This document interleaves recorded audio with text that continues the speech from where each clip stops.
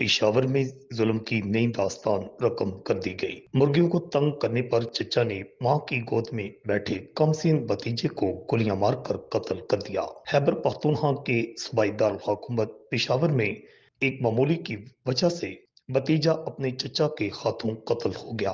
पेशावर के इलाका आगा मीर जानी के मुमना आबाद में मुर्गियों को तंग करने पर चचा ने तैश में आकर कमसिन भतीजे और उसकी मां को गोली मार दी, जिसके नतीजा में भतीजा हलाक जबकि उसकी वालदा जख्मी हो गई। पुलिस के मुताबिक कमसिन मकतूल की वालदा की जानिब से दिए गए बयान में बताया गया है कि उसका बेटा मुदस्सर उसकी गोद में था जब उसका चचा मुफसल गुस्से में आया और मेरे बेटे को मारने के लिए पिस्टल निकालकर फायरिंग शुरू कर दी। फायरिंग के नतीजा में कमसिन बच्चा मौका पर जाँ भाग हो गया, जबकि खातून दाई रान पर गोली लगने से जख्मी हो गई। पुलिस के मुताबिक मुलजिम की गिरफ्तारी के लिए छापे मारना शुरू कर दिए गए हैं। कमसिन बच्चों के कत्ल करने के वाकयात खतरनाक हद तक बढ़ चुके हैं। इससे पहले मियांवाली में एक बाप ने अपनी 7 रोज की बेटी को फायरिंग करके मौत के घाट उतारा था।